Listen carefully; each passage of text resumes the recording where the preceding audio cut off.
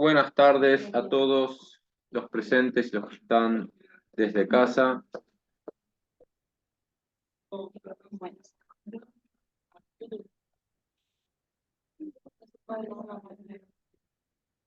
Bueno, eh, vamos a llamar los que están ahí afuera. Eh, Jaya me pidió que el día de hoy hablemos un poco sobre el Estado de Israel. Eh, que vamos a hablar un poco sobre el Estado de Israel.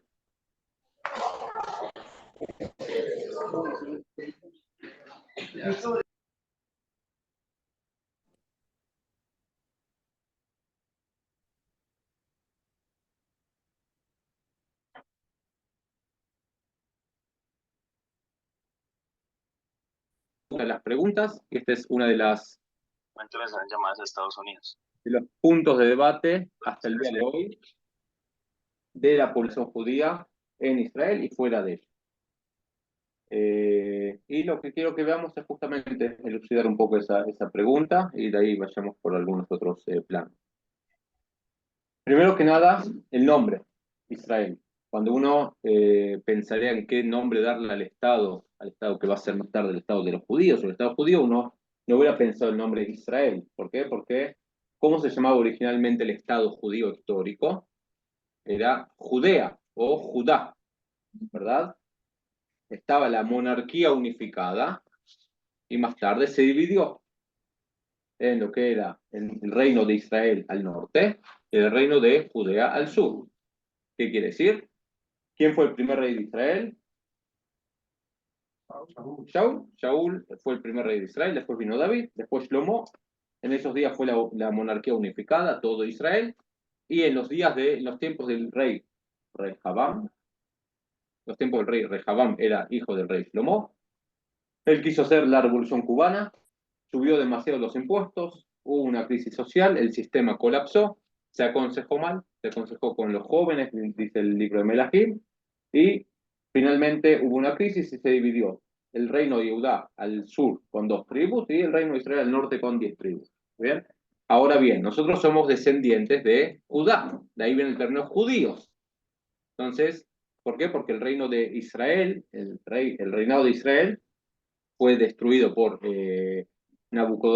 por Sanjerib, rey de Asiria, 100 años previos a la destrucción del Betamigdash y desapareció.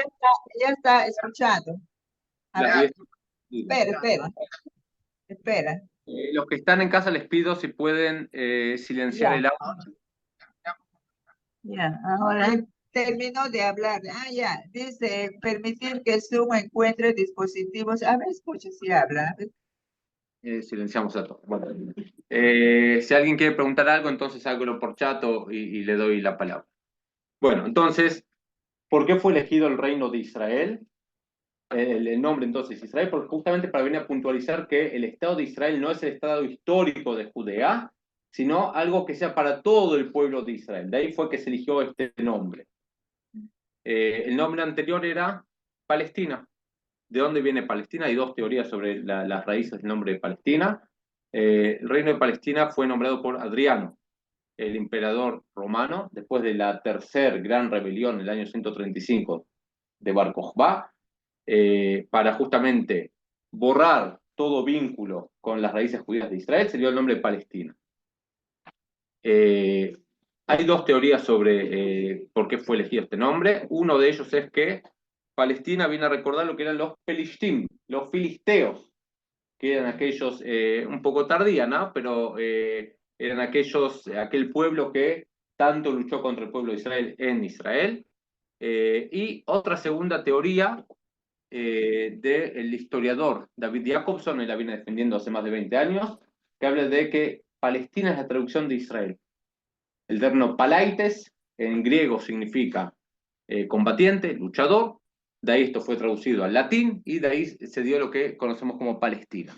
De hecho, el término Israel justamente tiene esa connotación. ¿Qué significa Israel?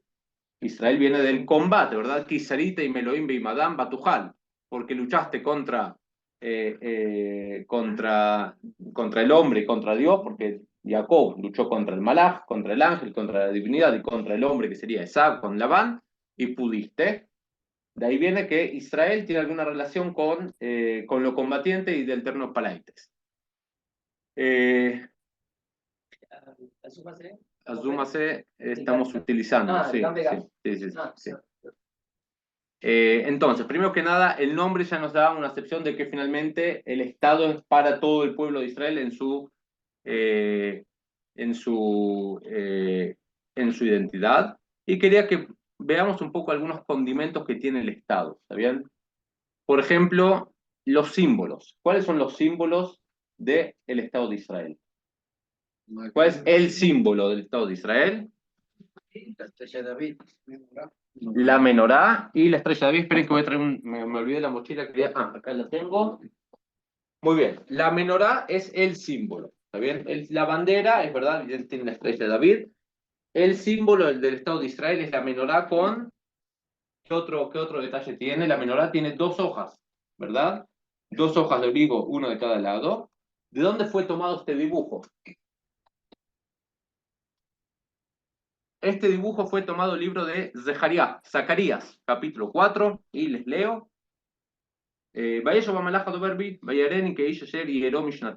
Y volvió, dice Zacarías, el ángel que habla para mí, que me hablaba, y me despertó, tal como uno despierta a su compañero, y me dijo, Mata Roé, ¿qué es lo que ves? Bayomar, Raiti, Beine Menot Zab Kula, Bekula al Roya, Beshibat Nenotea Lea, Shiba, Beshibat Musakota, Nenota al Roya. Y se vi una menorá, un candelabro de 7 brazos, toda de oro, Ushnaim Zetim Alea, y tenía dos ramitas de olivo. Ejad mi aminakula, Bejad al Smola, uno a la derecha y uno a la izquierda. Van Baumar, el Amalaja, Dober Vilemor. Ma el Adoní, yo le pregunté al ángel, ¿qué es esto? Vayan a Malaja, Dober Vi, Bayomar Elai. Aluda Tamae Maele, Baumar, lo Adoní. Dice, ¿vos sabés lo que significa? Y Zeharia dice, no, no sé qué significa. Vayan, Bayomar Elai Lemor, Zat de Bar Adonai, el Zerbabel Lemor. Y le contestó el malaj y dice, esto es lo que significa. Lo bejail velo bekoach ki imruhui amar Adonai Tsebaot. Que así dice el Eterno, no con soldados, no con ejército, ni con fuerza, sino con mi espíritu, dijo el Eterno. ¿Bien? Y de aquí fue tomado el símbolo del Estado de Israel. Nota al pie, solo para que conozcan, todas las profecías más tardías son, menos claras son. ¿Bien? Las profecías más claras son las que figuran en la Torah. Shem le dice a Moshe, da el tal mensaje. Sujeto, verbo, predicado. Claro. Mientras más nos acercamos a la destrucción del Betamikdash, la Shejinah, la presencia divina, está debilitada. Son metáforas, son visiones. Uno no sabe. Por medio de ángeles. ¿Bien? El ángel denota justamente algo que ha descendido en la presencia divina. Incluso dice, ¿qué es lo que ves? No sé qué estoy viendo. ¿Y qué significa? Tampoco lo sé, dice Zeharia. ¿Entiendes? Entonces es menos claro hasta que finalmente podemos ver como, por ejemplo, el libro de Daniel, ya es en el exilio, que él ya tiene sueños, ni siquiera tiene profecía como tal, y es más raro aún así el libro. Muy bien, los símbolos del Estado de Israel son símbolos judíos, la estrella de David, que vaya uno a saber de dónde salió, ¿está bien? Pero se convirtió con el correr del tiempo en un símbolo judío. ¿Por qué digo vaya uno a saber de dónde salió? Porque no sabemos realmente de dónde salió. David, hazme un favor, tengo el café, me olvida que en la mesa afuera. No lo dejé por... Ah, lo tengo acá, disculpa.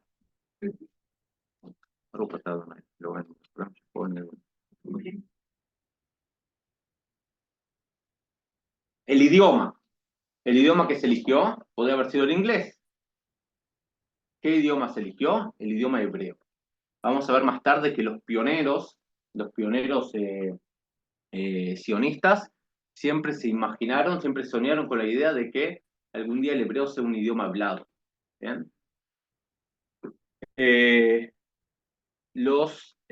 La demografía. La demografía de Israel, les quiero leer en lo que es, nosotros sabemos que Israel como tal no tiene una constitución como tal, pero sí tenemos lo que son las leyes del Estado-Nación. ¿Bien? Son 11 cláusulas fundamentales de lo que hace así, el Estado de Israel, y ahí habla de los principios básicos, sobre los símbolos, como dijimos antes, la tikva, por ejemplo, la tikva que es el himno de Israel, que qué es lo que se expresa en la tikva, Nefesh Yehude Omía, ¿verdad? El espíritu judío, ¿verdad? Omía sería algo así como retón, rebrota, se lo escucha. Y uno de los puntos bases es el regreso de los exiliados. El Estado de Israel está abierto para la inmigración judía y el retorno de los exiliados. ¿Sabes? Esto es piedra angular y esto es lo que nosotros conocemos como la ley de retorno. Toda persona que sea judía, inmediatamente, sin hacer nada, sin mérito de otra cosa que haber nacido judío, tiene el mérito de tener una ciudadanía israelí, tal como yo lo hice en algún momento en mi vida. ¿Saben? Esto lo pone a Israel no solo como un país con muchos judíos, sino el país para el pueblo judío. El calendario que se utiliza en Israel es el calendario hebreo. Es el único país donde se utiliza el calendario hebreo. Si bien es verdad, paralelamente utilizamos el calendario gregoriano para que sea más práctico. Los días de descanso del Estado de Israel, ¿cuáles son? No es el domingo como se estila en cualquier país occidental que conocemos, sino Yom HaShabbat. Lo mismo en las fiestas. Todos los componentes que hacen a la identidad del Estado, tal como lo hacen a Alemania, la cultura aquí es los judíos, el único país, no solo con población judía, sino que todas sus expresiones son netamente judías. Incluso, y hoy día lo podemos ver con más ahínco, es el odio que hay eh, hacia el Estado de Israel. Hoy día sabemos que la judeofobia, o llamado antisemitismo, ¿está bien? No es popular y por ende tuvo una nueva mutación.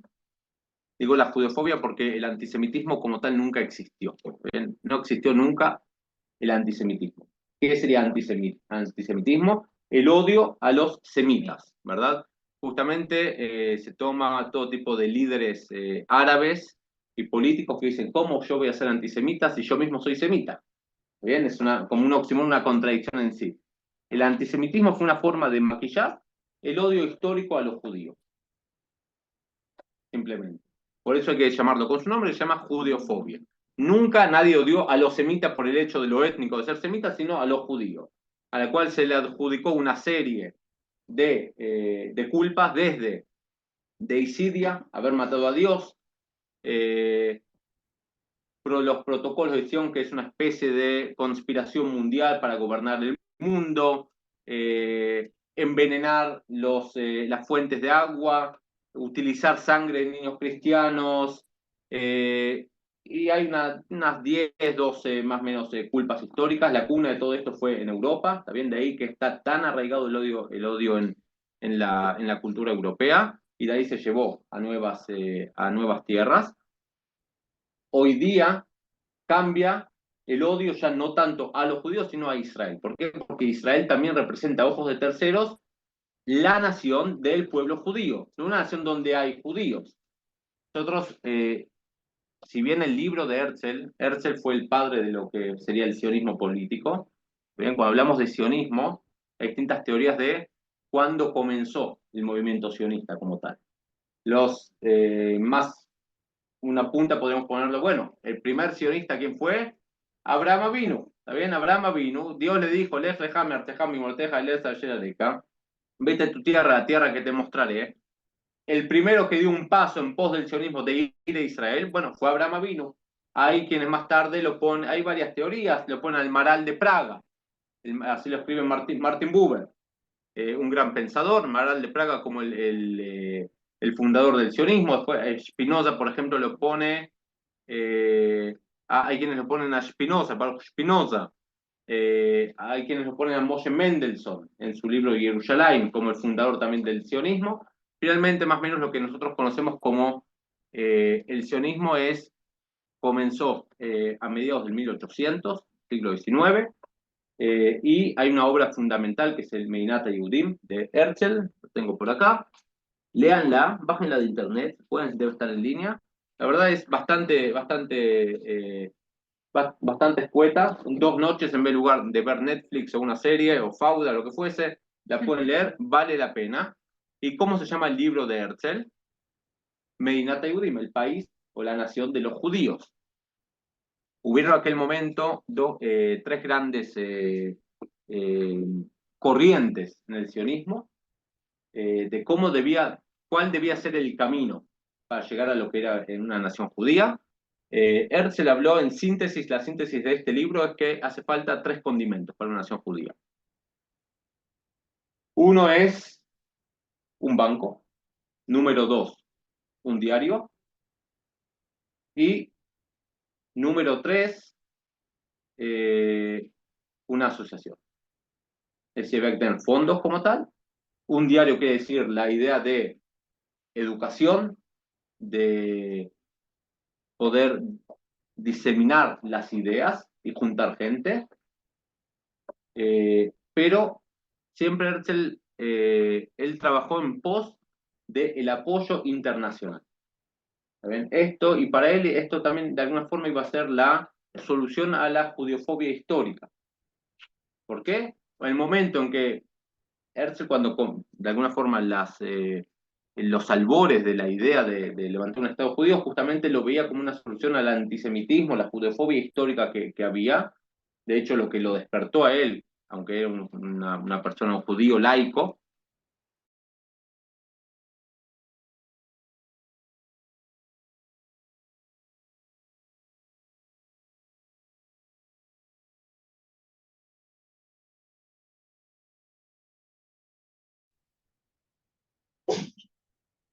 castigado a pena perpetua de exilio, y más tarde se enteraron de que fue una falsa acusación, y la idea era no hacerlo avanzar jerárquicamente, porque justamente por su condición de judío.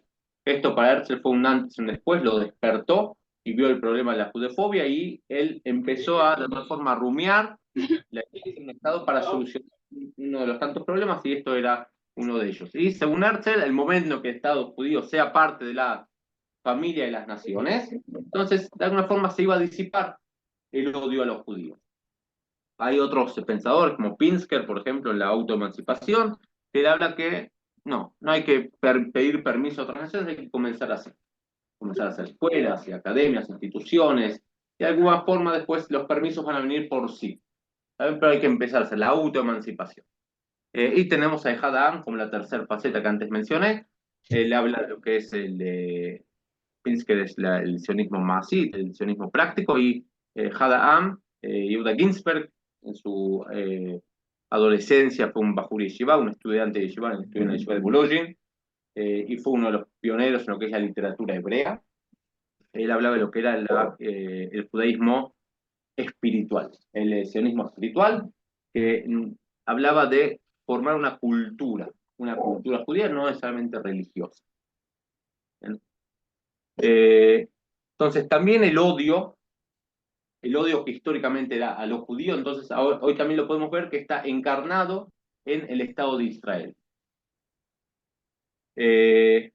Hasta hoy día existe una tensión, nosotros previo a la guerra hemos sido testigos, los que hemos estado acá en Israel, de esto, que es que el Estado de Israel, si bien en la Megilat Atzmaut, en la Declaración de la Independencia de Israel, no aparece la palabra democrático, ¿está bien? Pero Israel se define como un Estado judío y democrático.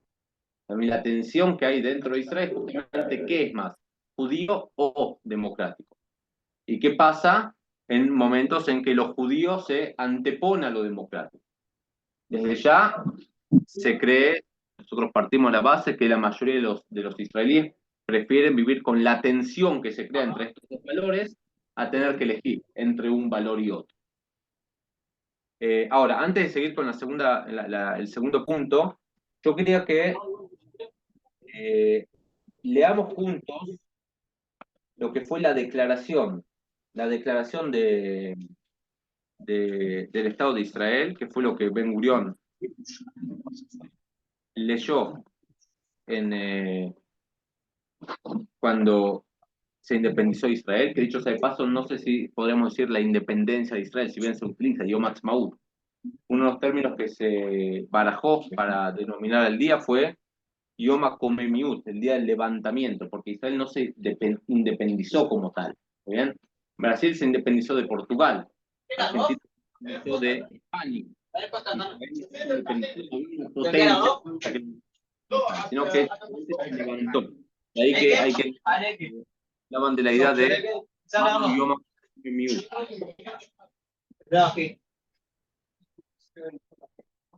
¿Cómo? El origen está en un museo en Tel Aviv, sí.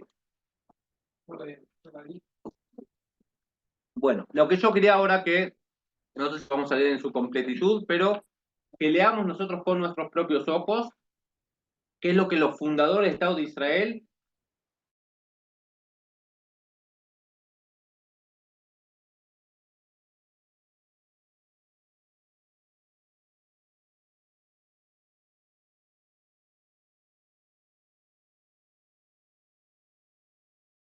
qué es lo que los que levantaron el Estado de Israel hicieron al momento o qué es lo que tenían en mente. Esto fue una traducción que encontré en internet, la verdad no me tomé el trabajo yo mismo de traducirlo, pero según vi es bastante fiel a la fuente. La declaración, leo el prefacio, la declaración de la independencia del Estado de Israel, 5 de Iyar 5708, Tafshin He, fue el anuncio oficial del nuevo Estado judío llamado Estado de Israel. Ha sido formalmente establecido el mandato británico de Palestina, la tierra donde había sido el reino de Israel y el reino de Judá. Y dice así: la tierra de Israel fue la cuna del pueblo judío. Aquí se forjó su identidad espiritual, religiosa y nacional. Aquí logró por primera vez su soberanía, creando valores culturales del significado nacional y universal, y legó al mundo el eterno libro de los libros. Aquí hacemos referencia al Tanaj. ¿Está bien? El Tanaj, que por más que bien, hoy día haya otras corrientes filosóficas, finalmente es la base de la ética que media en el mundo. Luego de haber sido exiliado por la fuerza de su tierra, el pueblo le guardó fidelidad durante toda su dispersión y jamás cesó de orar y esperar su retorno a ella para la restauración de su libertad política. Los Jajamim estipularon todo tipo de costumbres de duelo por la destrucción de Jerusalén, por la destrucción del Bet HaMikdash, y desde los momentos de alegría en que hay un casamiento hasta los momentos, nosotros tenemos incluso, por ejemplo, cuando construimos una casa, se debe dejar una parte en la entrada sin construir, una má por una má, recordando la destrucción de Jerusalén, del Bet HaMikdash. En los rezos, 3 veces por día en la Midá, nosotros recordamos Kibbutz Galuyot, recordamos Jerusalén, es algo que siempre estuvo vivo en la memoria colectiva. Todos los ayunos que tenemos, ¿está bien? Cuando hacemos la destrucción del Bet HaMikdash y los ayunos que tenemos, hay que recordar que no estamos llorando por una pérdida arquitectónica. La destrucción del Bet HaMikdash no es la pérdida de un gran edificio, que es una gran sinagoga, no. Es la idea del exilio. No solo la masacre que se dio, sino el haber perdido nuestra tierra, nuestro idioma, nuestra cultura y haber sido simplemente comunidades a lo largo y ancho del mundo. Impulsados por este histórico y tradicional vínculo, los judíos procuraron en cada generación restablecerse en su patria ancestral. En los últimos decenios retornaron en masa. Pioneros, maapilim y defensores hicieron florecer el desierto. Revivieron el idioma hebreo, construyeron ciudades y pueblos y crearon una sociedad pujante que controlaba su economía y cultura propias. Controlar su economía, acá vemos que la traducción no es muy buena, no se entiende qué significa controlar su economía. Amantes de la paz, pero capaz de defenderse a sí misma. Portadora de las bendiciones del progreso para todos los habitantes del país, que aspira a la independencia y a la soberanía. En el año 1897, respondiendo al llamado del padre espiritual del Estado judío, Teodoro Herzl, en el Knesset, la única foto que hay es la foto de Herzl. ¿Bien? Por eso se lo toma como el mentor. Si bien él en su vida vio nada de lo que él soñó, y de hecho cuando él estuvo en Israel, era una pena lo que había acá.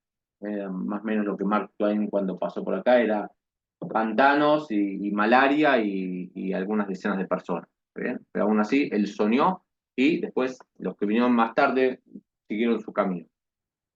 Se congregó el primer congreso sionista que proclamó el derecho del pueblo judío a la restauración nacional en su propio país. Este derecho fue reconocido en la Declaración de Balfour, 2 de noviembre de 1917, que fue el permiso de levantar un Estado nacional en la tierra de Israel, y reafirmado en el mandato de la Liga de las Naciones, que específicamente sancionó internacionalmente la conexión histórica entre el pueblo judío y Eretz Israel, y al derecho del pueblo judío de reconstruir su hogar nacional. La catástrofe que recientemente azotó el pueblo judío, la masacre de millones de judíos en Europa, fue otra clara demostración de la urgencia por resolver el problema de su falta de hogar. Lamentablemente el Estado de Israel se levantó con demora. Si hubiera sido 10 años antes, hubiéramos salvado millones de vidas. ¿Ven? El problema, resolver el problema de su falta de hogar, restableciendo en el Israel Estado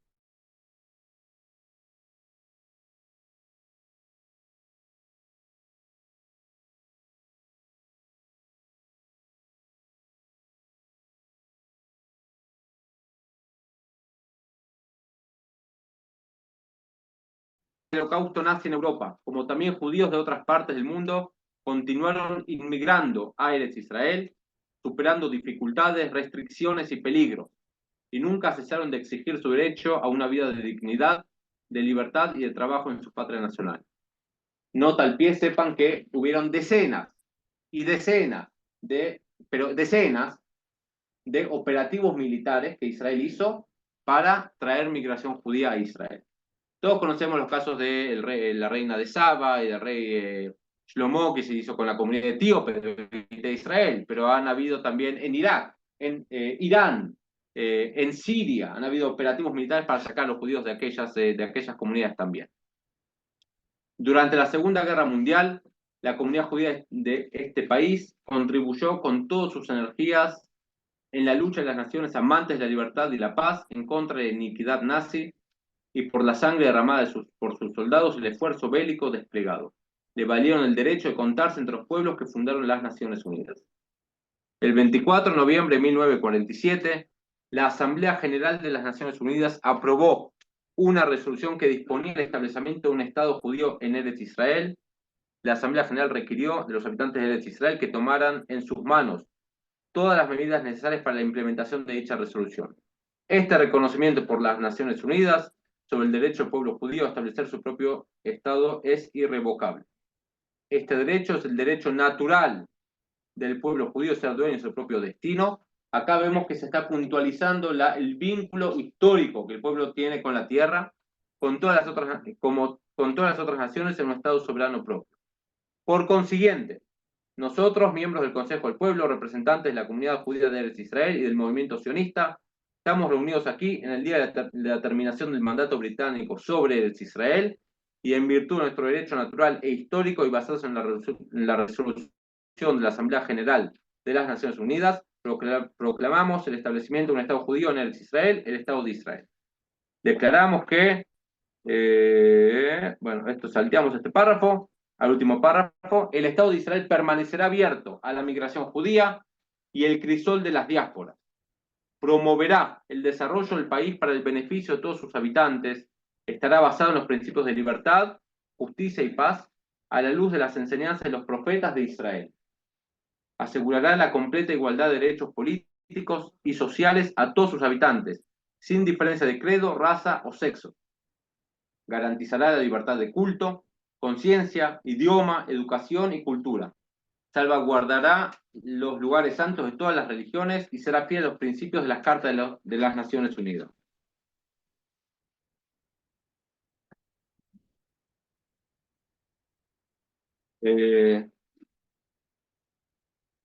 Salteamos el primer párrafo. Apelamos a las Naciones Unidas para que asistan al pueblo judío en la construcción de su Estado y admitir al Estado de Israel en la familia de las naciones. Exhortamos, aún en medio de la agresión sangrienta que es lanzada en contra nuestra desde hace meses, a los habitantes árabes del Estado de Israel a mantener la paz y participar en la construcción del Estado sobre la base de plenos derechos civiles, de una representación adecuada en todas sus instituciones provisionales y permanentes. Es decir, ya desde los fundamentos del Estado se le invita a la población árabe a ser parte y construir. Extendemos nuestra mano a todos los estados vecinos y a sus pueblos en una oferta de paz y buena vecindad, y los exhortamos a establecer vínculos de cooperación y ayuda mutua con el pueblo judío soberano asentado en su tierra. El Estado de Israel está dispuesto a realizar su parte en el esfuerzo común por el progreso de todo el Medio Oriente. Hacemos un llamado a todo el pueblo judío en la diáspora para que se congregue en torno de los judíos de Eretz Israel y los secunden en las tareas de migración y construcción y estén juntos en la gran lucha por la materialización del sueño milenario, la redención de Israel. Poniendo nuestra fe en el Sur Israel, acá dice el Todopoderoso, Sur Israel es la roca de Israel, ¿está bien? Que es interesante por qué fue elegido ese término. Sur Israel Becualó, ¿está bien? Acá se lo tradujo como el Todopoderoso. Colocamos nuestras firmas a esta proclamación en esta sesión del Consejo Provisional de Estado sobre el suelo de la patria en la ciudad de Tel Aviv, en esta víspera de sábado.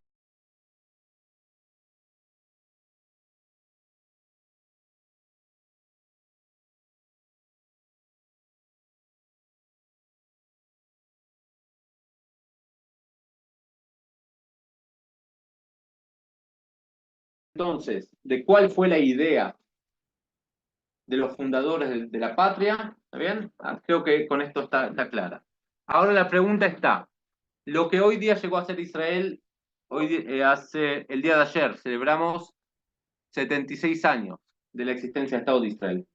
¿Cumple las expectativas? ¿Cumple las añoranzas? Y aquí quería hacer mención de dos obras. Tenemos dos obras de lo que se denomina la literatura utópica sionista. Estamos hablando de unos 10 libros más o menos, 10, 12 libros que existen, que se escribieron entre el año 1880 al 1900, con los primeros sionistas, que hablan de cómo preveían que iba a ser aquel Estado que estaba por nacer. Si bien iba a tomar unas décadas más. El número uno es el libro Neutland, fue el segundo libro de Herzl. Neutland significa tierra antigua y tierra nueva, ¿está bien? Ese es en alemán originalmente. Nahum Sokolov, cuando lo tradujo, al ser que tierra antigua y tierra nueva, tierra vieja y tierra nueva, no se podía traducir muy bien en una sola palabra en hebreo, tomó el nombre de Tel Aviv. ¿Por qué? Porque Tel, ¿qué significa Tel? Tel es una colina, ¿verdad? Pero no es una colina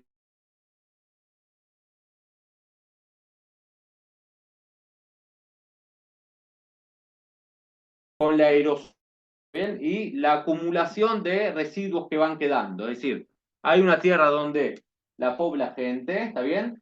Tienen chozas, tienen casas, esto se destruye y queda como se va levantando. Acá se vuelve a poblar, se vuelve a destruir y se hace otro sedimento más. Y así se va haciendo finalmente una colina. ¿Está bien? Esto se llama Tel en hebreo. Cuando hice el curso el título, en la universidad estudiamos un curso de arqueología, es uno de los conceptos básicos, ¿saben? Tel es, esto y cada uno tiene su antigüedad. Entonces, Tel, que es como lo antiguo, Aviv, que es la primavera, la época del retoño, del florecimiento, es algo nuevo. Entonces, Nahum Sokolov eligió traducir tierra nueva y tierra antigua como Tel Aviv, que es un término tanágico. Cuando los habitantes de Yafo más tarde querrían fundar una nueva ciudad en esa zona, eligieron justamente el nombre Tel Aviv, en honor a esta obra de Herzl, ¿bien? Que es esta que estamos mencionando. Puede ser que no todos los habitantes de Tel Aviv sepan de dónde viene el término. Entonces, Herzl, en este libro, Neutland, lo escribió en 1902. Ahí él narra las aventuras es una ciencia ficción, ¿está bien? Ciencia ficción. Él habla de las aventuras de un tal Friedrich Lovenberg, que tiene una crisis personal. La prometida anula su casamiento y lo deja por otro más adinerado de la comunidad, más sumado al estar asqueado por el materialismo europeo, sale junto con el otro protagonista no me acuerdo cómo se llama, pero salen a vivir a una isla remota en el Pacífico y en el camino pasan por la tierra de Israel. ¿Y qué es lo que ven? Lo que Herzl mismo vio. Pantanos, malaria, pestes, enfermedad, poca gente, miseria. 20 años vivieron en esa ciudad y en esa isla, y al retornar ellos pasan nuevamente por Israel. Y ahí ya se había formado una nueva sociedad, una sociedad de prosperidad, de tecnología avanzada, una ciudad pujante, habitada, en cual se hablaba hebreo. Esta es la primera obra entonces que tenemos de qué es lo que se veía, qué es lo que Herzl imaginaba que iba a ser Israel en aquellos días, un lugar, en vez de un lugar de suciedad y de abandono, algo próspero. Obviamente que Herzl no tuvo el mérito de verlo. Hay una segunda obra también interesante, se llama Un viaje a Eretz Israel, de Elhanan Leib Levinsky, de ahí viene el término, era también pionero sionista, la Universidad Levinsky y el mercado Levinsky en Tel Aviv también viene de él. Él escribió también ciencia ficción, hablaba de, lo leí cuando era medio adolescente, fines de adolescencia, pero se hablaba de una pareja, él enseñaba hebreo y la esposa también lo acompañaba, y en el año 2040. Él lo escribió 10 años antes de Herzl, estamos hablando de 1892, lo escribió, y cómo se iba a ver Israel en el año 2040. Y nuevamente hay ciencia ficción aquí, por ejemplo, él habla de que iba a haber lluvias artificiales para revivir el Mar Muerto. ¿Bien? Hoy día hay algo así, hay un proyecto, no sé si saben, de un acueducto que une lo que es el Mar Rojo con el Mar Muerto porque se está secando, o sea, el Mar Muerto va a morir, ¿verdad? Pero hay un proyecto junto con Jordania para hacer algo así, para revivirlo al Mar Muerto. Hay que también hacer estudios de cuánta agua puede recibir el Mar Muerto sin perder, ¿está bien? Sin inundar y demás. Y de cómo la ciudad de Tel Aviv va a tener 1 millón de habitantes, algo impensable. Hasta el 2040 vamos a haber pasado eso. Dicho sea de paso, no sé si saben, hubo informes demográficos, ahora antes de Yom Ha'atzmaut. ¿Saben cuántos judíos hay en Israel? 7.5 millones. 7.5 millones. ¿Bien? Se publicó ahora unos días antes de Yom Ha'atzmaut. Nunca hubo en Israel tantos judíos. Venía algo impensable. Y que iba a estar iluminada con luz eléctrica, incluso durante la noche. Bueno, y hay muchos condimentos también de ciencia ficción. También iba el idioma, algo que sobresale mucho en la novela era la sorpresa por el hecho de que el idioma hebreo era un idioma hablado por los niños, por los infantes, y que habían libros de cómo manejar aviones, ¿bien? En hebreo, que era algo impensable. En 1892 nadie hablaba hebreo, nada, nadie. O sea, los rabinos más o menos podían comunicarse en hebreo, pero más allá de eso, nadie más.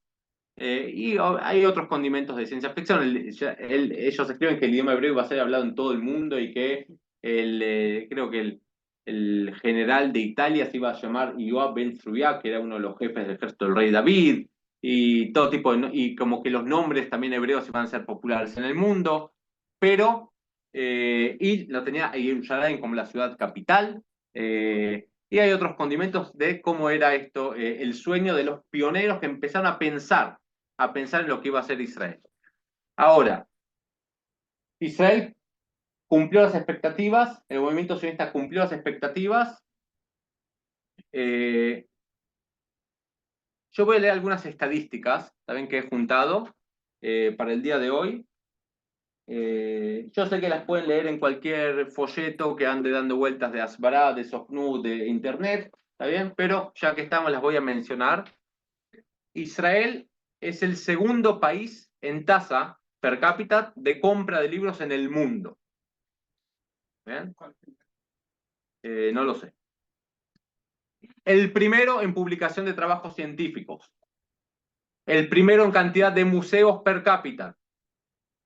Primero en descubrimientos científicos, 109 por cada 10.000 habitantes. Primero en egresados universitarios, siempre per cápita, obviamente, pues somos un país chiquito. En emprendimientos biotécnicos. ¿Saben? Todo esto, poniéndolas todos juntos, nos deja atónito.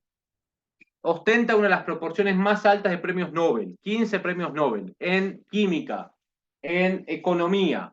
Ahora, una vez yo esto lo mencioné delante de una persona, y dice, sí, pero todos los premios Nobel de Israel son de la paz. Muy bien, lo investigué, y no es así, es verdad, tenemos Menachem Begin, Shimon Peres y Yitzhak Rabin, que recibieron 3 que son premios de la paz, pero hay otros tantos premios de la paz que no son premios Nobel, que son por otros estudios en otras ramas. Primer lugar mundial en porcentaje del trabajo de high-tech, ¿está de compañías de alta tecnología. Hay más de 3.000 compañías de alta tecnología en Israel. Una estadística interesante es la cantidad de patentes de inventos que se registran. En los últimos 20 años, en Egipto se registraron 77 patentes de inventos. En Arabia Saudita, 171. Arabia Saudita es un país rico y Egipto es un país pobre.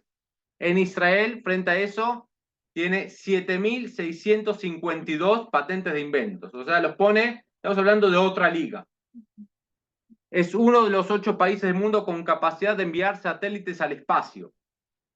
Israel tiene una agencia espacial que ingresó al espacio en 1988, ¿saben? Con un satélite que se llamaba OFEC, y fue puesto en órbita con un cohete lanzador Shavit. También los datos están, los pueden leer en internet. Es líder mundial en cantidad de científicos y técnicos que integran su fuerza de trabajo. Estados Unidos tiene 80 por cada 10.000. Japón 70, Alemania 60, Israel tiene 145. ¿Está bien? De científicos y técnicos en fuerza de trabajo. Tiene el porcentaje más alto del mundo en hogares que utilizan energía solar, el 93%. Tiene más de 30 veces la atracción de inversiones externas al país. En proporción a su población, Israel posee la mayor cantidad de compañías en el mundo. Es segunda en el rango de rentabilidad para fondos de capital, después de Estados Unidos. Es el más alto en el mundo de startups, empresas innovadoras. 3.850 empresas de alto rango. Cada año se forman en Israel, esto es impresionante, escuchen, más empresas de este tipo de startups, empresas innovadoras, más que en la totalidad de la Unión Europea. ¿Está en toda Europa juntas? ¿Entiende? O sea, él tiene más startups por año. Después de Estados Unidos y Canadá, Israel tiene el mayor número de empresas que conforman el Nasdaq. Más que toda Europa, China, India y Japón juntos. Ahora, hay algunas estadísticas interesantes en lo que es el bienestar de vida. Número 1, y esto también después lo vi, se publicó después de la guerra, Israel es el 4.º país más que la gente siente más feliz. ¿Está bien? El primero están los escandinavos, Noruega, Suecia y demás. 4.º viene Israel, incluso después de la guerra. El promedio de vida mundial en el mundo, el promedio es de 67 años. En Israel es de 81. Está por encima de Inglaterra, de Estados Unidos, de Alemania. Es el país más seguro, a pesar de lo que uno piense. En Suiza, el promedio de asesinatos es de 2.3 por cada 10.000 habitantes. En Israel es 1.8. En Rusia es más de 16. En Sudáfrica, 40. Y, no sé, en Venezuela debe ser también un número grande. Ahora, lo que más sorprende todo esto es que Israel fue fundado con bastante demora. Israel tiene 76 años. 76 años. Y logró lo que logró. Hay países que tienen siglos. Los países que nosotros conocemos de Latinoamérica son países también nuevos. Tienen 200 años. Ustedes van a España, Dinamarca tiene 1.000 años. En Copenhague fue ciudad capital de Dinamarca hace 1000 años atrás. Ya había rey de Dinamarca hace 1000 años. Era el rey de los vikingos, pero hay un poderío que se traspasaba y se conquistaban tierras. Israel tiene 76 años. Vemos una imagen topográfica de lo que era Israel hace 100 años atrás. Era un desierto. Israel no tiene petróleo, no tiene tierras, y aún así esto fue justamente lo que llevó, lo que obligó a la población judía justamente a reinventarse y encontrar de cómo sacar agua del mar y hacerla potable. ¿Está bien? Siempre hay un mito, yo también lo escuché cuando era chiquito, que en Israel falta el agua. En Israel no falta el agua. Hay agua por demás. ¿Está bien? Y el agua de Israel, sepan, es uno de los de mejor calidad que hay en el mundo. Creo que es cuarta en el lugar mundial de purificación de agua. Hay varias centrales de agua y no todo el agua se saca del Kineret como uno lo piensa. ¿Está bien? Se potabiliza agua del mar, aunque parezca raro. Hay una sede en Ashkelon que lo hace y se están construyendo nuevas. Ahora, uno lee todo esto, lo deja atónito. Entonces la pregunta está, ¿Israel cumplió las expectativas que se tenía? Superó. Yo creo que cumplió con creces. La pregunta es, ¿hacia dónde vamos? ¿Verdad? Punto. Esto era un poco la exposición del día de hoy. Entonces, la primera parte era ver cómo veíamos a Israel como el Estado de los judíos, es decir, un país con muchos, que lo único que tiene es población judía, punto, o el Estado judío, es decir, el sueño judío histórico milenario hecho realidad, comenzando desde los profetas hasta nuestros días, y si llegamos o no a cumplir lo que nos propusimos. Bien. La idea era dar esta clase antes de Yom Ha'atzmaut, no se hizo posible, ¿está bien? Pero aún así podemos seguir celebrando durante la semana. Preguntas, notas, observaciones, estamos abiertos. Ahí les hablo los que están ahí en línea si alguno quiere comentar algo. Y si no, damos por finalizar entonces la breve disertación.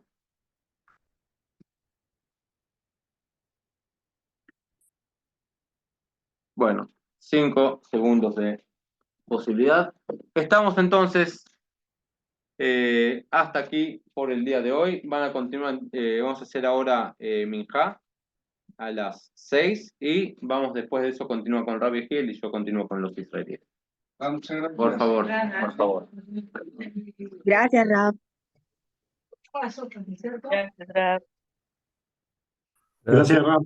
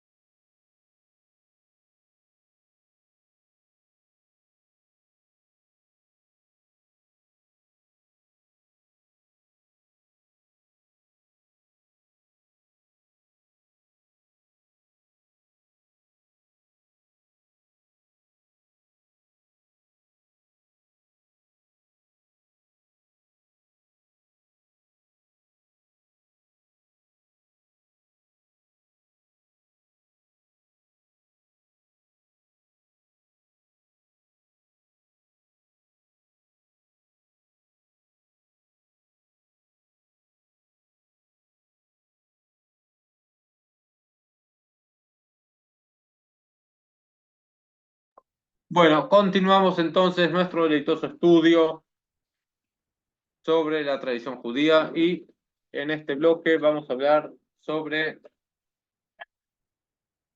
qué? Sobre la lectura de la Torá.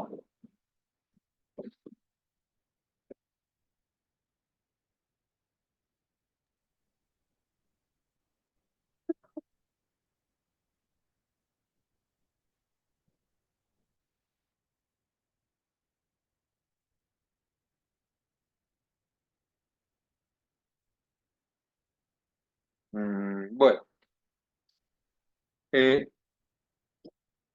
nosotros conocemos que tenemos la obligación de leer la Torá de tanto en tanto. ¿Qué significa de tanto en tanto? Moshe estipuló al pueblo de Israel que no debían de pasar más de 3 días sin que lea la Torá, se trae la Gemara al final del tratado de Masejet Megilá.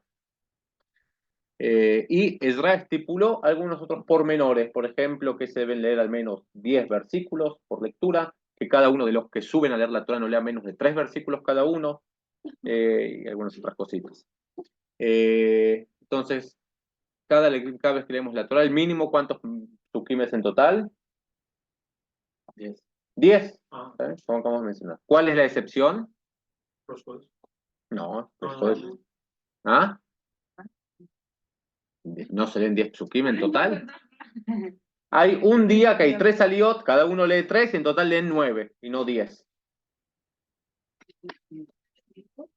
Ah, no, Yom Kippur.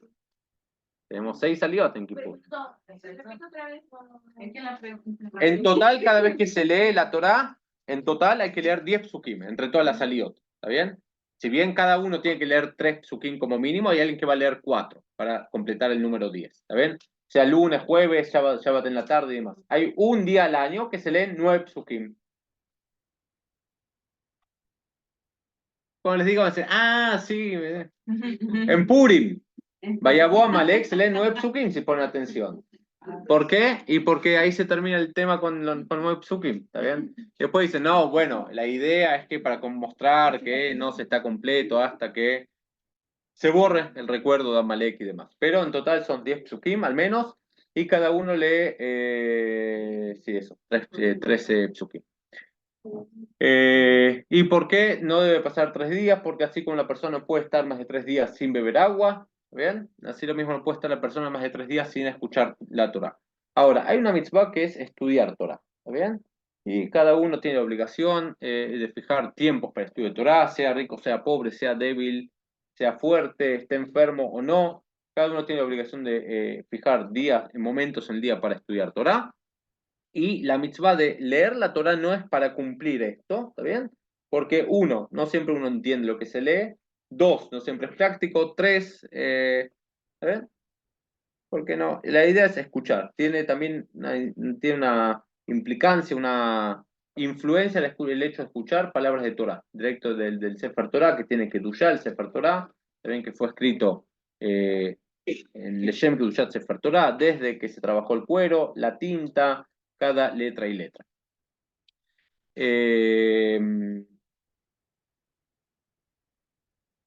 Los días que son Hol, es decir, días profanos, tenemos 3 personas que suben a leer la Torah, ¿verdad?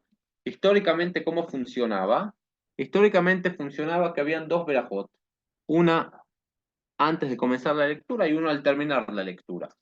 Así funcionaba. ¿Qué quiere decir? Por ejemplo, en Shabbat, ¿cuántas aliot, cuántas personas suben a leer la Torah? 7. Entonces, el primero que subía, el Cohen, decía, ayer bajaron con la Torah y comenzaba la lectura. Y el último que terminaba, decía, ayer Torah te metveja y olam, natabetogenu, ¿saben? La posterior. Y los del medio no bendecían. Así era históricamente. Pero por Nihnasim Beyotzim, ¿qué quiere decir? Por gente que entraba y salía en mitad de la lectura. Yo nunca vi algo así, pero dicen que hay gente así, que entra en medio de la lectura y sale en medio de la lectura. No recuerdo algo así, pero se ve que en la época de los Jajamim había. Y para que la persona no venga a pensar, estos que salen y entran, que se sube a leer la Torah sin bendecir, es que estipularon que cada uno que sube y sube y baja de la Torah, entonces tiene que bendecir antes y después. La bendición en sí que se hace es para leer la Torá. ¿Qué quiere decir? Que cada uno que sube al Sefer Torá debe de leer la Torá. Por eso es que cada uno que no tiene, el que sube a leer la Torá, si bien hoy día se acostumbra que hay un Baal Koreh, que es el que prepara la Torá con Nikud, con Tamim y demás, y el otro está ahí parado como un poste, ese que está ahí parado como un poste no tiene que estar como un hongo, simplemente en silencio, sino que tiene que leer junto con el Baal Koreh Belajash, en silencio. ¿Bien? Para cumplir. Ahí va a despertar la pregunta, ¿qué pasa con alguien que no pueda leer? ¿Puede subir a la Torá?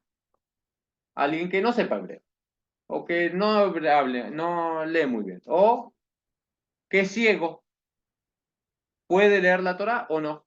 ¿Puede subir a la Torá o no? Porque leer no puede. Entonces, acá hay más lo que, de acuerdo a el Shulchan Aruch, está prohibido. El que no puede leer, no puede subir. Una persona ciega no puede leer. Puede ser Hazán si quiere, no hay problema. Cuando vivía en el Gush Etzion, había en Efrat, había un Hazán que era ciego. Él sabía, no sé si nunca le pregunté nada, una persona grande era, pero era ciego y sabía todas las tefilot de memoria. Yo igual lo vi en la semana y en Shabbat, sabía de memoria, muy bien, Makamin, todo, le cantaba muy bien. Y la pregunta es, ¿alguien ciego puede subir al Sefer Torah? ¿De acuerdo al Shulchan Aruch? ¿Quién escribió el Shulchan Aruch, Alexander? Rabbi Yosef Karo, Rabbi Yosef Karo. De acuerdo a Shulchan Aruch, no. Una persona que es ciega no puede leer, no. De acuerdo a el Ramá, ¿quién es el Ramá?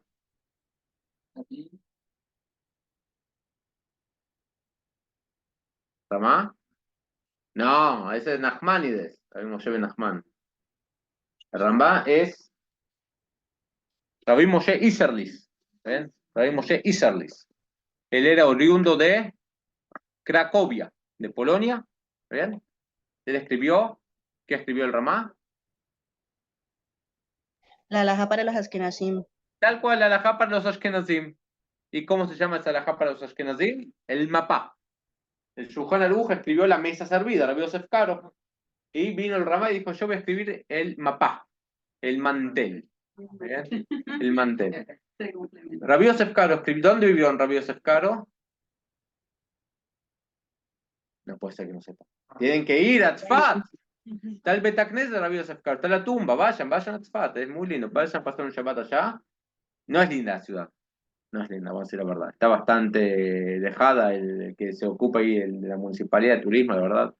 Bastantes críticas, pero tiene mucha historia de la ciudad, de Mekubalim, Melari vivía ahí, Rabbi Shlomo el Kabetz vivía ahí, que escribió el Ejadodí, Rabbi Yitzhak Abuab, un montón de figuras históricas. Rabbi Yosef Karo vivía en Israel y tenía una yeshiva muy importante, y él escribió el Shulchan Aruch. Que habíamos comentado antes, Alexander, ¿quién inventó el concepto del Shulchan Aruch? Pues,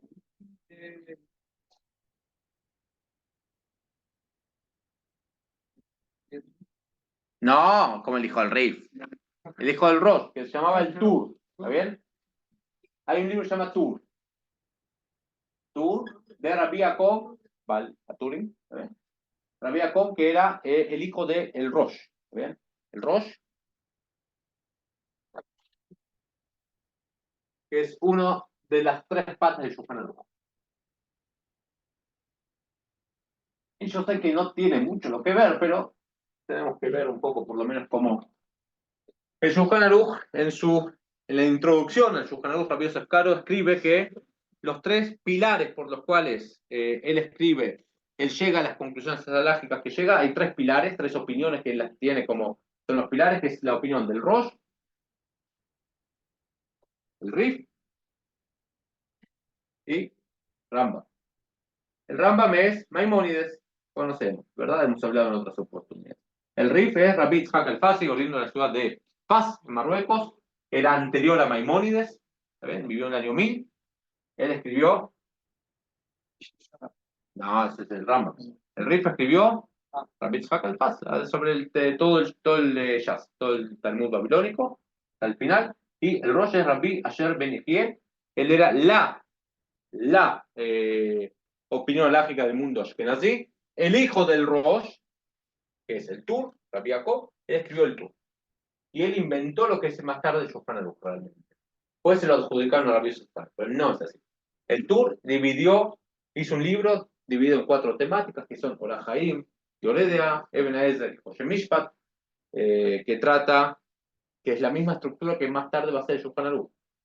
Rabbi Yosef Karo lo que hizo fue escribir una explicación al Tur, con todas las citas talmúdicas de los poskim y todos los malabares intelectuales, y más tarde esa explicación que hizo el Tur volcaría las conclusiones en otro libro. Y eso va a ser el Shulchan Aruch que nosotros conocemos. Pero cuando nosotros, si ustedes leen el Shulchan Aruch en su traducción, no se entiende nada. Son conclusiones, también se hace, no se hace, por qué se hace así, qué pasa en una situación que no es idéntica pero es parecida. ¿Sabes? Todo eso está en esta obra paralela que se llama Bet Yosef, que fue escrita sobre el Tur. ¿Ves? ¿Cómo llegamos a esto? Entonces, el Ramá, cuando Rabbi Yosef Karo escribió el Shulchan Aruch, el Ramá, Rabbi Moshe Isserles en Cracovia, escribió un libro idéntico.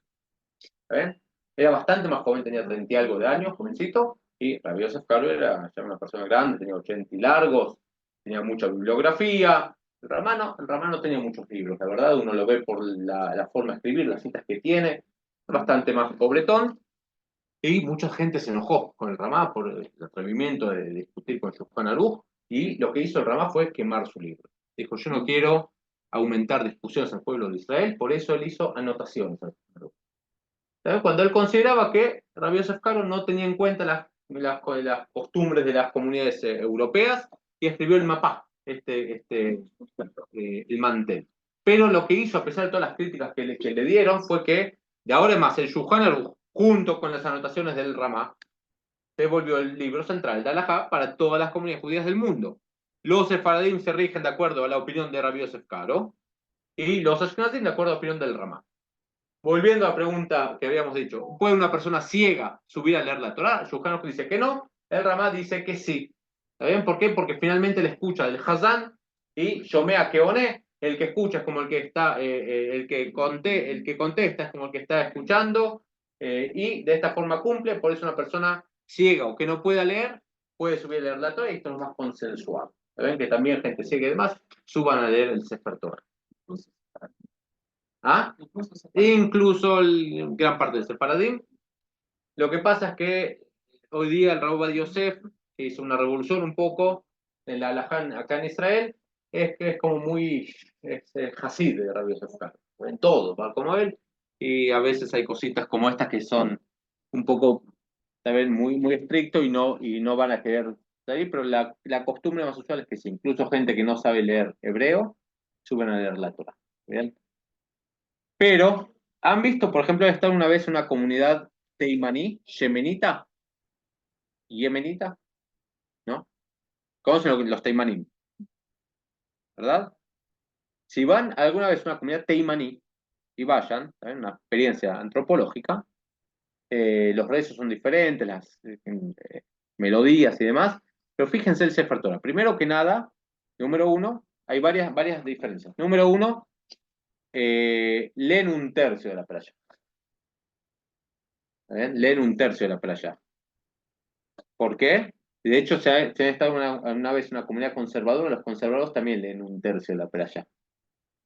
Ya el Talmud trae que había 2 costumbres. Estaba la costumbre de Israel y la costumbre de Babilonia. La costumbre de Babilonia era terminar todo el Sefer Torah una vez al año. Tal como nosotros. Terminamos todo el Torah una vez al año. La costumbre israelí era leer solo un tercio de la playa. ¿Qué es un tercio? No es que se leía Bereshit en 3 Shabbatot, y después Noach 3 Shabbatot, y Lech Lechá 3 Shabbatot, sino que se divide a cada perashá en un tercio, y el primer año era el mismo orden de las perashot que siempre. Bereshit, Noach, Lech Lechá, era primer tercio, el segundo año segundo tercio, el tercer año tercer tercio, en 3 años completamos todo. ¿Por qué era así? Porque acuérdense que antes también se traducía la Torah. Venía uno y leía Beitaper Adonai Moshe Lemor, y estaba el de al lado que lo traducía al arameo. ¿Saben? Y así pasó. Y los teimanim guardan esta costumbre hasta el día de hoy. ¿Ven? Si ustedes van a una comunidad teimaní, van a ver que el que lee, hay uno al lado, parado, que lo traduce al arameo. ¿Ven? Otra costumbre es eso, que leen un tercio. Y número 3, que cada uno que sube a leer, lee la Torah. ¿Ven? Por eso los teimaníes saben leer muy bien la Torah, y saben leer casi todo. Yo conocí un chico teimaní, ¿no? De esos que también están en Israel hace ya 3 generaciones y se llaman teimaníes. Teimaní, de Teimán, ¿también? Vino a Israel a los 17 años. Ishai se llamaba. Eh, y él sabía toda la Torah de memoria. Y yo le dije, no te creo. ¿Está bien? Y lo puse a prueba y la sabía. ¿Está bien? Por lo menos los lugares que yo le pedí, sabía. ¿Está bien? ¿Por qué? Porque era lo que estudiaban. O sea, estudiaban. Pero lo que tiene es que tiene al final de cada pasú, en el Sefer Torah, tiene un puntito. ¿Bien? Para saber dónde empieza y termina cada pasú.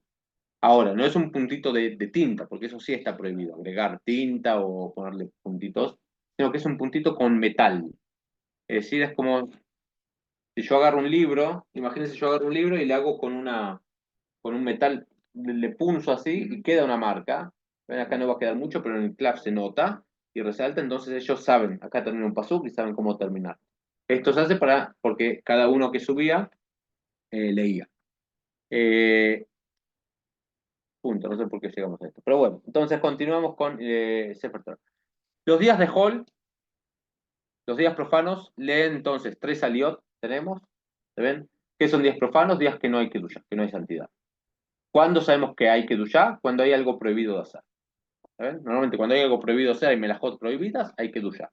Si no hay nada prohibido, no hay kedusha. Hanukkah, por ejemplo, ¿hay kedusha? Hay kedusha en el concepto filosófico, pero en la práctica no hay kedusha, es Hol. Hanukkah es Hol. Leen 3 personas. ¿Ven? Purim, los ayunos, lunes, jueves, ¿ven? Se leen 3 personas. Mientras más Kedushá tenga el día, más aliot hay. ¿Bien? ¿Qué le sigue a los días de Hol? Rosh Hodesh y Hol HaMoed, que hay 4 aliot. ¿Bien? Luego de eso nos sigue Yom Tov, los Hagim, las fiestas, Shavuot, Pesach, Rosh Hashanah, Sukkot, que son 5 aliot. Por encima de Yom Tov tenemos a Yom Kippur, 6 aliot, y el día más santo del año es Shabbat, ¿bien? Que son 7 aliot. ¿Se puede agregar aliot?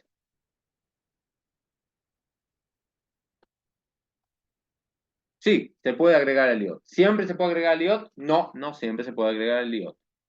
¿Cuándo sí se puede? Cuando la gente no trabaja. ¿Cuándo la gente no trabaja? En Shabbat y en Yom Tov. Los días que la gente trabaja, Hola Moed, Rosh Hodesh y todos los demás días, ¿saben? La gente se tiene que ir a trabajar, así que no se puede agregar. Es verdad, Hola Moed, no todo trabajo está permitido, pero ¿saben? Puede trabajar. Por eso en Shabbat y en Yom Tov se puede agregar aliot. Normalmente en Simchat Torah se agregan muchas aliot, o en Kippur y demás, si es que hace falta. Yom Tov se acostumbra menos a agregar, pero teóricamente se puede para, ¿está bien? Recolectar donaciones para la comunidad, para si es que hay un Brit Milá, hay Shabbat Hatán de alguien que se casó o algo así, hay que honrar gente, podemos agregar. También se puede agregar aliot, lo mínimo son 7. Cuando agrega, vamos a decir, esto es importante, cuando se agrega aliot, no es que hay que, finalmente toda la perashá hay que leerlo en 7, ¿está bien? Lo que él lee es lo mismo que ya se leyó previamente, ¿entiendes? Finalmente toda la perashá tiene que ser leída en 7, no es que se divide ahora en más. Tiene que finalmente poder leer en 7, se puede agregar uno que lea siempre lo mismo. Por ejemplo, en Simchat Torah siempre se agrega lo mismo, Ulayer Amar, ¿bien? La Torah termina con Bezot HaBerajá, que son las bendiciones que Moshe da a todas las tribus, y en la tribu de Asher, ¿saben? Ulayer Amar, tu meja ureja, Ishhasi dejas, ¿saben? Lo sé de memoria porque siempre lo leía, y subían 15 personas o 20, ¿saben? Y a veces siempre pasaron lo mismo. Entonces siempre es la misma, son 3 psukim, y después se continúa y finalmente se hacen 7. ¿Qué más tenemos?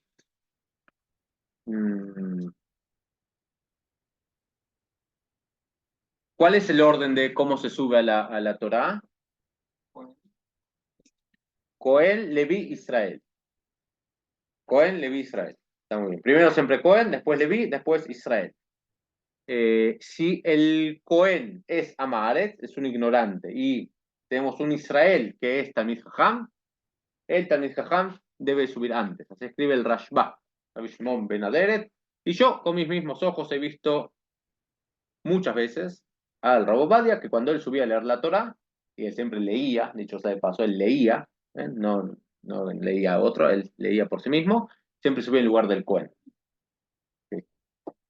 Cuando él era más joven, él pero así juntaba algunas monedas más para la casa. Él iba a varios Batei Knesset y él leía la Torá. Pues le pagaban por eso. Y él sabía leer marroquí, y iraquí, y yerushalmi, ¿está bien? Y eso. ¿Qué pasa? Primero que nada, ¿por qué primero que nada el Cohen?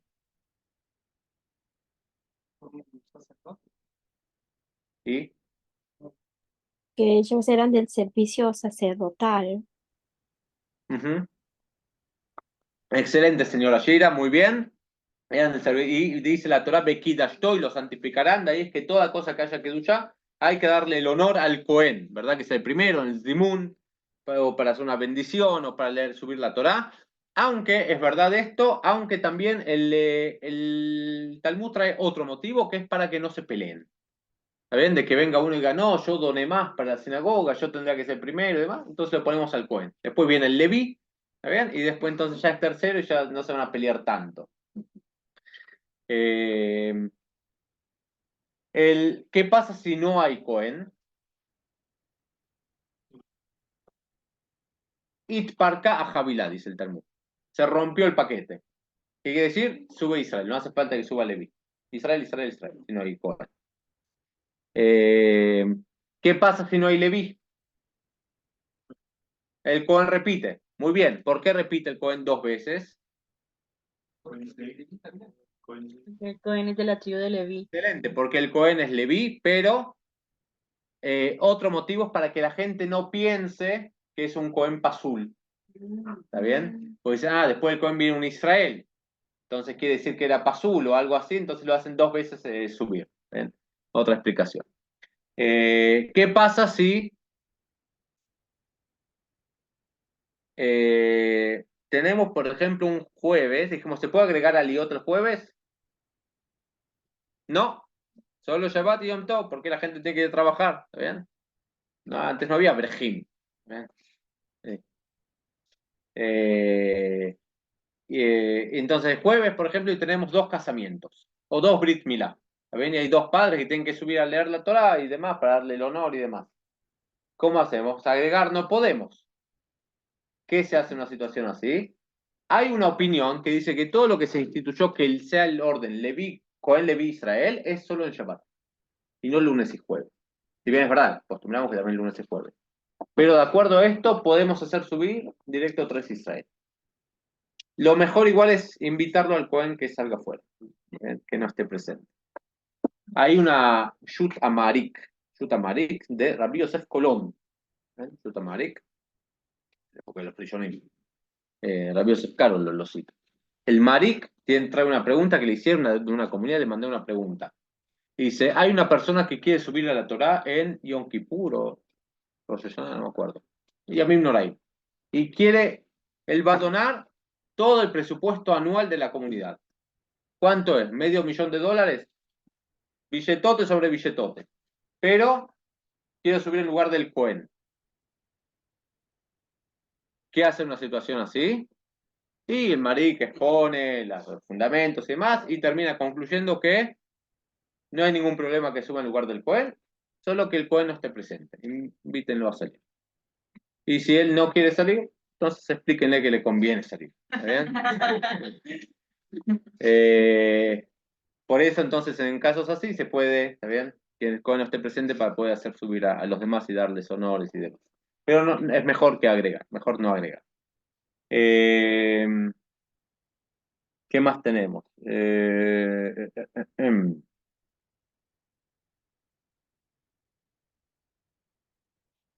Raf, una pregunta. Sí. Cuando, por ejemplo, uno personalmente quiera leer la parashá, Uh-huh. uno antes de leer debe bendecir. Uno se refiere a una O persona sea, particular o cuando se hace la lectura pública. es un ejemplo, yo quiero leer la parashá, Sí. pero antes de leer la parashá, quiero hacer la bendición, la que hacen antes de leer la parashá en la Beta Knesset. ¿Me entiende lo que le quiero decir? ¿Pero en su casa estamos hablando? Sí, en la casa. Sí. ¿Y cuál es la pregunta? ¿Se hace falta hacerlo? Sí, No, no. Nosotros tenemos en lo que es Birkota Yahar, las bendiciones matutinas, tenemos lo que es Birkota Torah, ¿está bien? Al final. ajá, Bien, y sí. esas son las que cubren en el caso que la persona, no el caso, es para lo que es el estudio de la Torah en sí. El momento Bien. que va a leer cualquier Ahora, momento del día. Ok. esto no implica que cada vez que nosotros vamos a estudiar Torah, ¿está bien? Necesitamos bendecir Birkota Torah, no. Estas Ok, bendiciones fueron explícitamente instituidas para el momento en que se lee públicamente la Torah. ¿Bien? correcto. Dicho sea de paso, la obligación es del tzibur, de la comunidad, la lectura. ¿Bien? Eh, ¿Qué más podemos ver?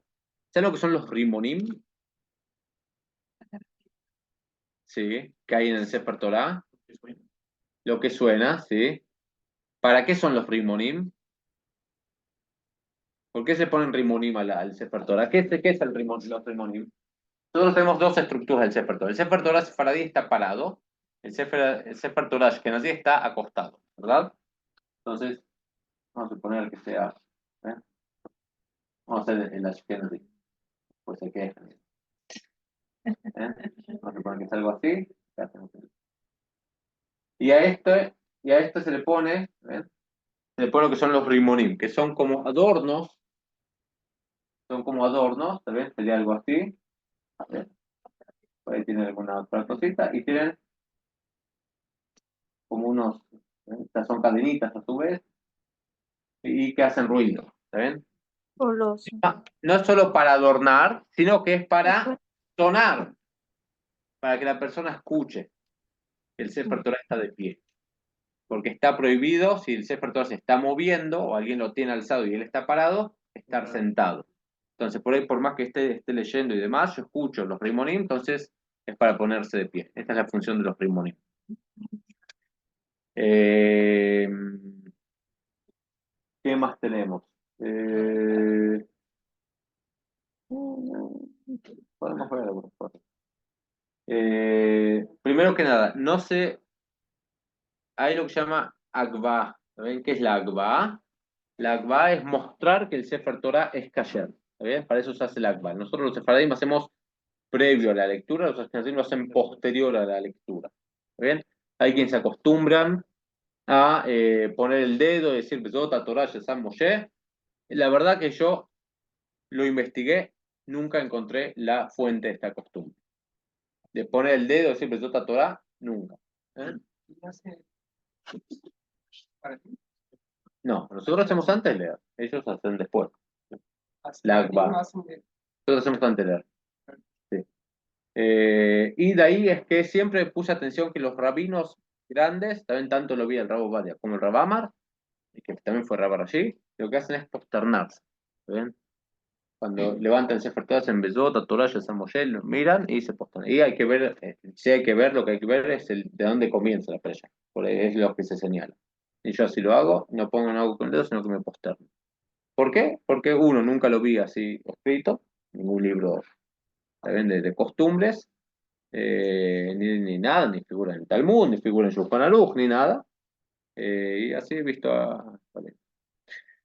¿Qué pasa si se encuentra un...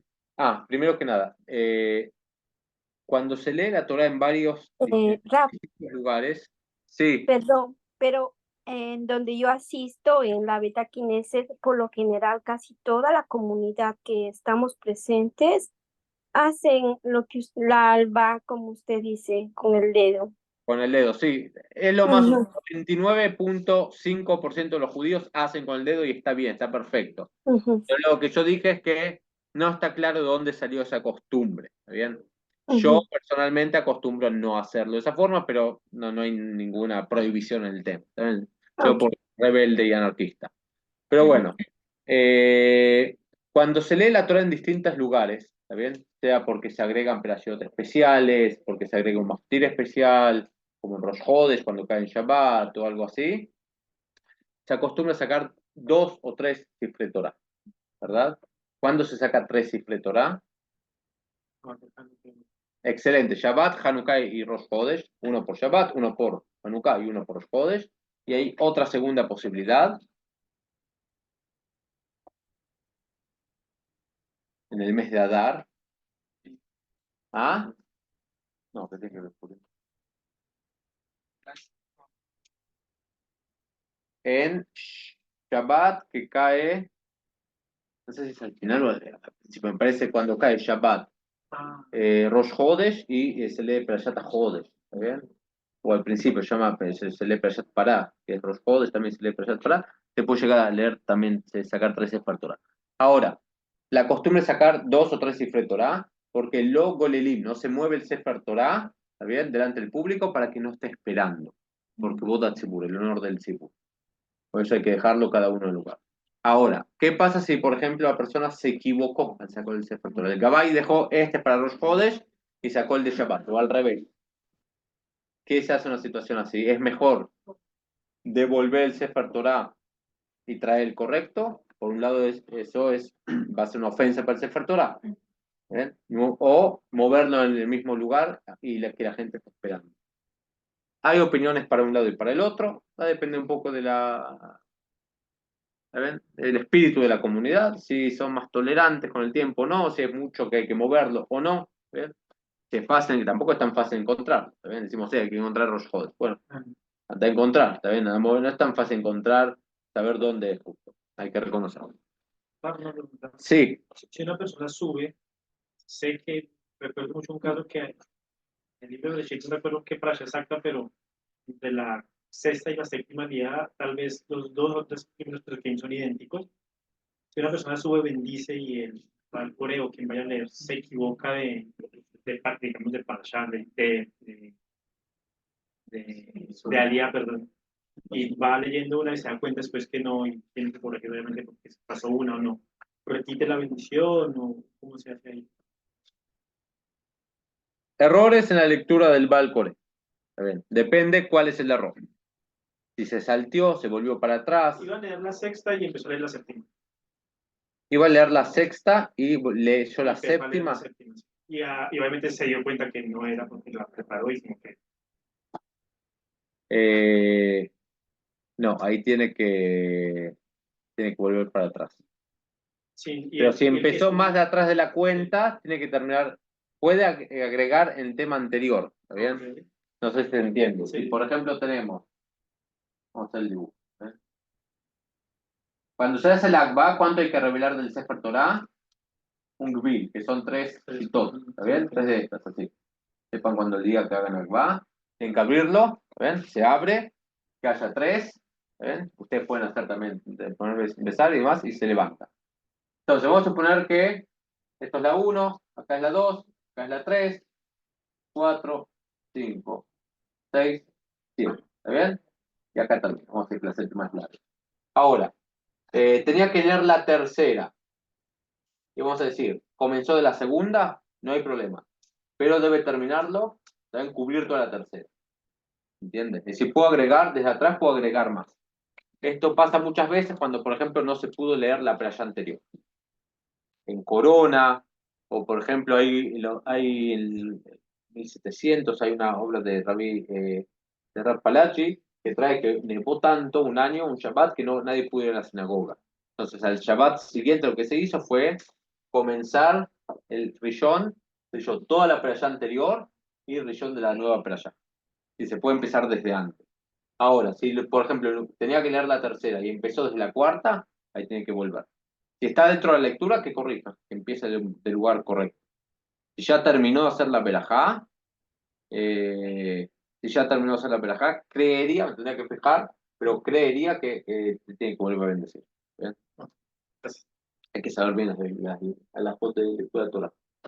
No hay mucho tiempo para saber lo que hacer en el momento hay que saber. Y bueno, después algunas cosas. ¿Cuándo se debe corregir al Baal Coré? Sí. No siempre que se equivoca. Cuando la equivocación cambia el significado de la lectura, por ejemplo, dijo Yashav en lugar de Yoshev, también se sentó en lugar de se sienta, cambia el tiempo verbal, eso cambia el significado. Pero si en lugar de Aarón dijo, en el lugar de Aarón, dijo Aarón, Aarón, ¿está bien? A ver, la hey, una letra, eso no es algo que cambie el significado en sí. Entonces, cuando el significado no cambia, no hace falta corregirlo. ¿Bien? ¿Qué más tenemos? ¿Qué pasa si se encuentra un error en mitad del Sefer Torah? En mitad de la lectura.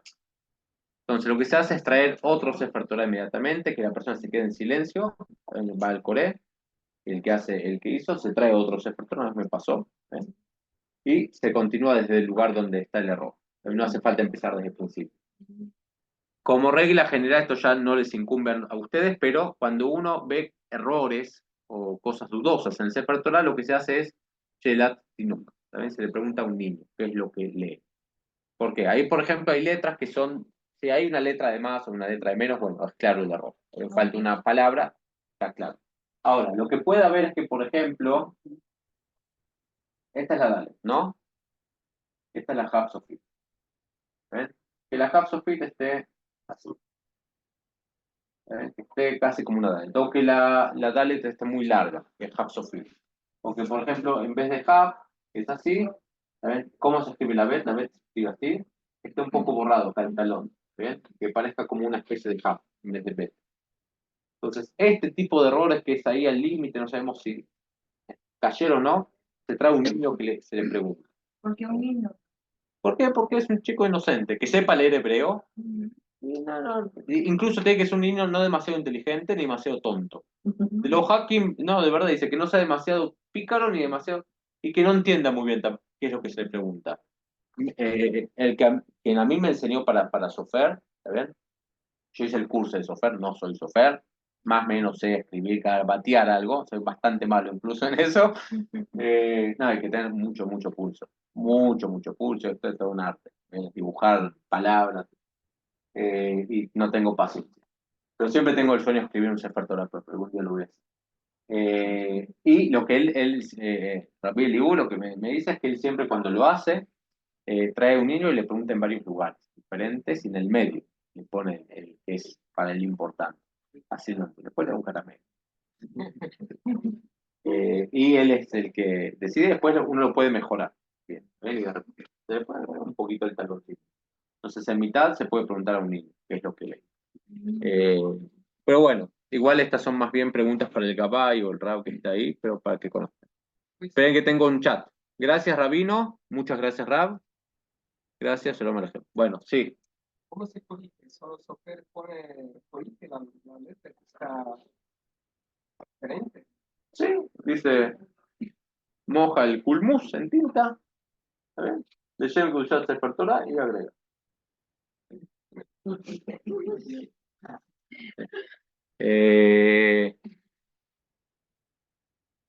Una vez me acuerdo, fui Hazán en Palma de Mallorca, ¿bien? En Kipur, y me acuerdo que llegué y preparé el Sefer Torah donde era, y yo vi que el nombre de Hashem estaba diferente, era raro. Es decir, tenía una tonalidad diferente todo el Sefer. Era negro, pero todo el Sefer tenía una tonalidad, y el nombre de Hashem tenía otra tonalidad, y resaltaba. ¿Ven? Yo justo en ese momento yo estaba estudiando también para Sefer, entonces fue algo que ponía mucha atención. Y le mandé, saqué la foto era antes de Kipur, unas horas antes, yo se lo mandé a Eliú, y le pregunté y me dice, y me explicó. Me dice, el sofer que escribió ese Sefer Torah no tenía mikve. Entonces lo que hizo fue escribir el Sefer Torah dejando lugar para los nombres de Hashem. Después fue a la mikve y escribió y vino a escribir todos los nombres de Hashem. Se puede, está permitido, no hace falta en orden escribirlo. ¿Bien? Por eso tenía otra tonalidad. La tinta era un poquitín diferente. Alcanza con que le puso más o menos agua, entonces el color cambia un poquitito. ¿Bien?